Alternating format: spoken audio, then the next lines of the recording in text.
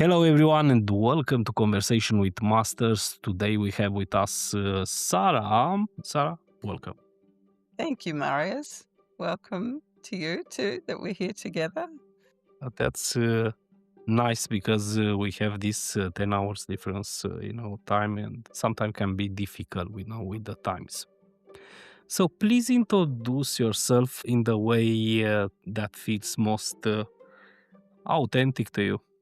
Well, because we're speaking about systemic work, perhaps a way to begin is I started my career as an occupational therapist and I was treating seriously injured workers. And these are people who their injuries were to the extent that they were having difficulty returning to work. And I came to specialize in the cases that were not recovering. And unbeknownst to me, I was taking a systemic view in the approach to their recovery. But I didn't know this until I studied systemic work. But the result was extraordinary to achieve the kinds of outcomes. I didn't think it was extraordinary, by the way. I was just doing what I was deeply and passionately pursuing.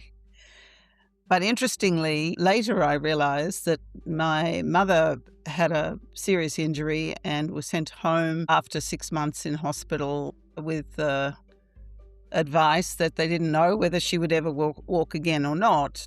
Now, she didn't want to accept that and didn't accept that and recovered. So I realized, when I did the systemic work, there was an impulse in me to, help or be invested in people recovering from what seemed to be an untenable situation. So yes, when I came to do systemic work, I started to see, what were the things in my system that were the impulse for me to do what I did. And interestingly, at a certain point in my work, a CEO asked me to come and resolve the issues in their organization around these kinds of injuries. It was heavy industry. So I ended up, he challenged me actually at one moment because I said, why would I leave what I'm doing to do this?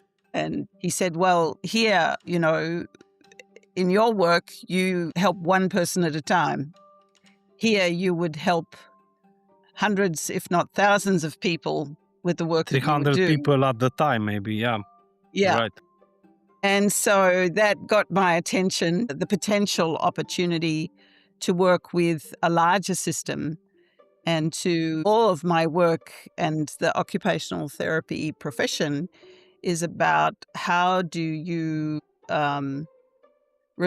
stimulate an optimum life for somebody given their limitations, given the constraints that they have, whether it's an injury or disease or illness or whatever it might be. And so in a way, it's a systemic profession because it's about pursuing the life impulse. What is the life impulse? And of course, we realize in systemic work that actually what we're trying to do is respect the flow of life, and how do we agree with life and come into relationship with the impulses of life in what we're doing. And so it was, in a way, my life unfolding systemically. I was being drawn into what my life purpose is. So when I studied systemic work, and that was a phrase that I heard from Jan Jakob Stam, who was the person who I came to learn in depth about working in organizations with the systemic principles. And the phrase was, if we look at it, we can live life systemically. I had been intuitively, not by conscious awareness, but following the impulses. And when I look at large organizations and I look at how many people exist in them in a way that is not life-affirming, it's not life-giving, there's a lot of effort and struggle and difficulty, that it feels like that's what my life's purpose is around, is how do we come into a relationship with the life forces, and so that we have a vital, alive, generative existence. Yeah, that's true because actually the life it's a big constellation. It, So, Sarah, how has working with executives shapes your understanding of human and organizations dynamics? well, going back, my experience is the vast majority of executives, and particularly those who people often question their motives, they have a deep two things. I find the vast majority are really decent human beings who are trying very hard to do the right thing. And I also find that the impulse of somebody to seek to be involved in commercial enterprises, we can't do without them. You know, if we have healthy commerce, we have healthy societies.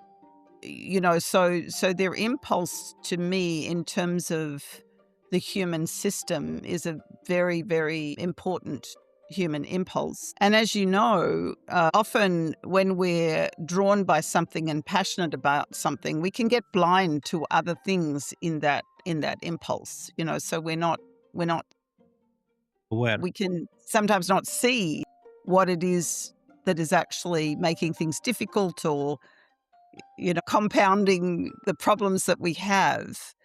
And so that tendency of human beings to get narrow in their perspective actually stops them from seeing the things that if they could see and engage with, they would act differently.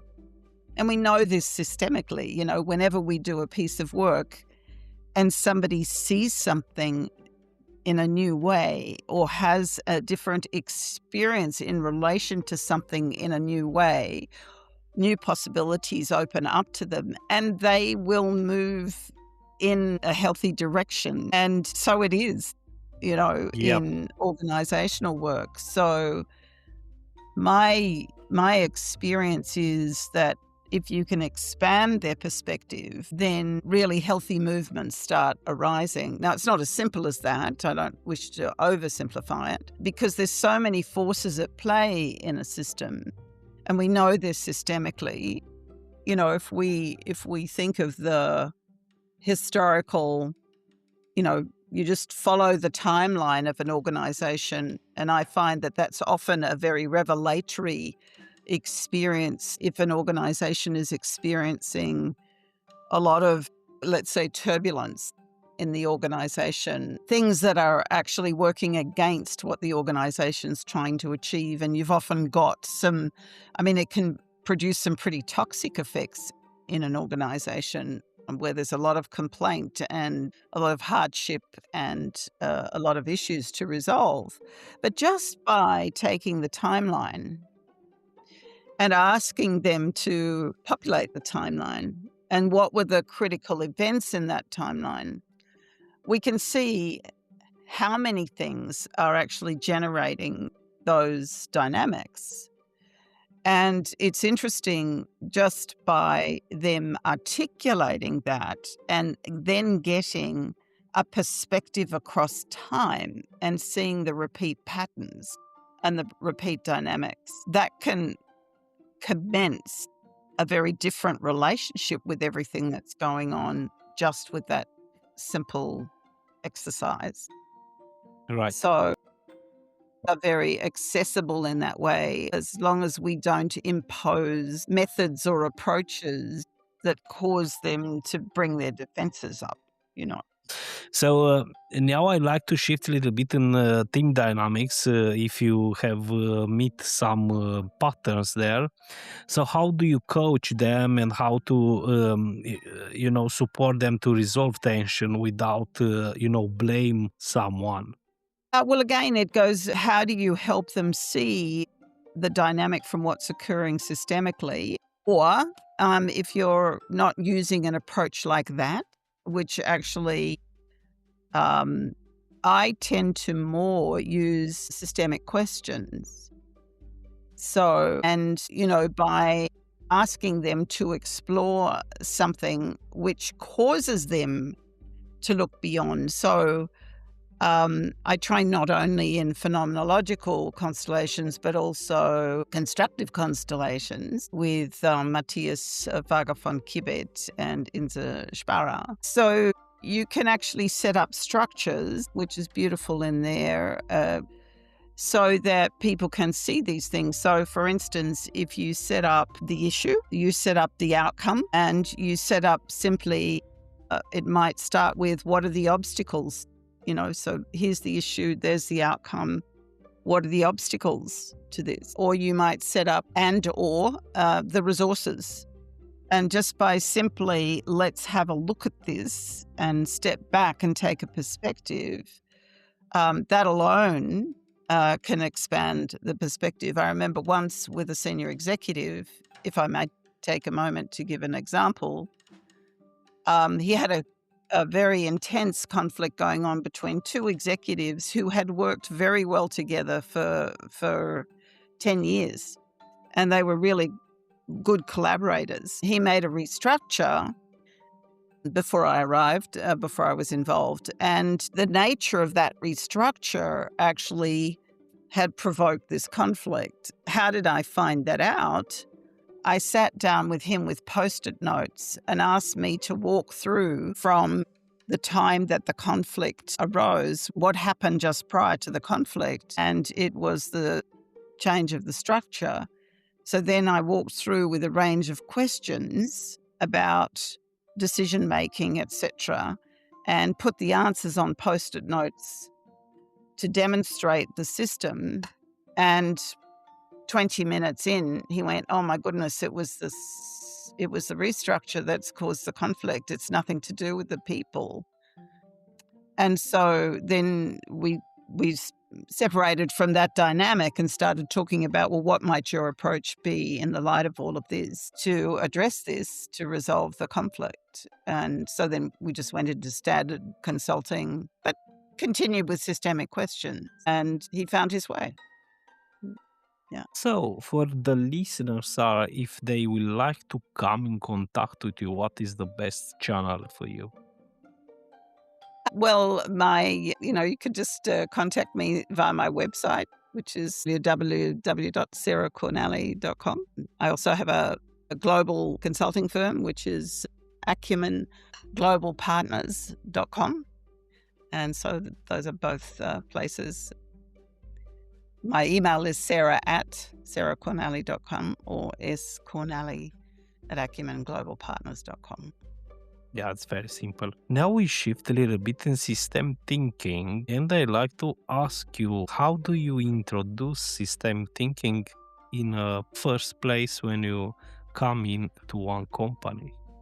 Well, I generally don't talk about it. I don't try to explain it. I just use it. I think when you start to try to explain it, they try to get their rational mind around it, and then it runs into concepts or ideas that they don't connect. So, to me, it's just in my toolkit and I just use it. It's part of how I think and how I approach things. So there are some times when I might talk about the importance of belonging and how that shows up in organizations, or I might talk about the importance of authority and orders, and the notion that we don't realize that that's a very fluid thing and it depends on certain contexts as to what authority belongs where. And then I might also talk about the principles of give and take and exchange, the importance of getting to how do you acknowledge what is true in a situation. So I talk about the things that are inherent in systemic work, but my frame of reference is we all inherently have a systemic intelligence. It's a natural part of being a human being. We're born into a system. And given what family systems therapy teaches us, children are very intuitively connected to systems and system dynamics and act according to them. So I don't think we need to talk about it because in a way we're helping people remember something that they already know. And that's what I find when you work with clients and the concepts. They remember it and therefore they accept it. It's not a difficulty. Some of our listeners are top executives, CEOs, and managers, and you know, can you give them a small exercise to be more aware about the system they work into? Well, one of the things that I think is very, very simple way is whenever you have an issue, whatever the issue is simply if you put the issue, you use a piece of paper. So I think one of the things about starting to think systemically, by the way, many executives do this in their heads. And the problem is they do it in their heads. They don't put it down on paper. So if you take an issue and you circle it in the center of a piece of paper, and then you draw a map around it and start to examine what's connected to it. So you are literally drawing a map of the system as if you're looking from above onto it. So that movement itself takes you from in the system to looking at the system. And so then you map around that particular issue all of the things that are interacting on that issue, what are connected. There's another thing that I use with executives is the notion of nested systems. So there's you as a person, there's you and your relationship with the people connected. There's you and the team or the multiple teams. There's you within the organizational system. So, all of the different divisions and departments. Then there's your organization in your industry or in your markets. And then you can think about all of the larger system forces on you. For instance, what might come from political forces, environmental forces, social forces, so that you can when you're thinking about this issue, you can think in those rings as well in terms of what's actually traveling to your issue from those sources. And that just expands your perspective on what is at play in your issue. And that alone will help you see it differently and through different lenses. And it's the concreteness of the exercise that helps you get the perspective, and new possibilities will arise. Because everything in a system, every movement, everything makes sense from a systemic perspective. So if it's not making sense, then you have to look for what makes it make sense. And then you can see where you might make a move. The other thing is too many things at once, because you want a movement. If you change your relationship with something and act accordingly, wait and see what emerges from that, because that might be all that's needed. You don't need to make it really, really heavy. Now, in the final, I would like to ask you, how do you stay inspired after decades of work with leaders? It's a funny question because I just am always inspired. So the notion of staying inspired, it feels, I just love the work I do. I have a deep regard for human beings. And yes, I know they're capable of all sorts of unpleasant things, but I really believe in the impulse of life. I really believe in movement. My whole work is around generating vitality and movement and making life a vital and inspiring experience. So that's what I bring. Just the creativity of human beings to me means we don't need to despair, although we might experience despair. I mean, I think there's a lot going on in the world right now that we can feel that. And so I don't wish to suggest I'm a Pollyanna in any respect. I just don't believe that there isn't a place for movement to occur. Life begets life. And also, by the way, life can be brutal. So accepting, all of the forces at play and being respectful of all of the forces at play and not being naive about that. But I don't yeah, it's a I I just, yeah, I Yeah, don't know how to respond to it. and just like the work and you stay inspired. Very simple. Yeah, yeah. Wow, many insights, Sarah, with you today. I listen very careful to any words what you share with us today, and of course, I would like to thank you for the time you take with us. And I hope I see you soon in Australia.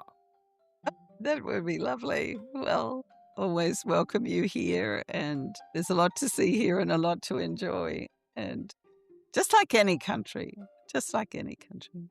Yeah. Thank you, Marius, for inviting me. My name is Marius, and thank you for listening.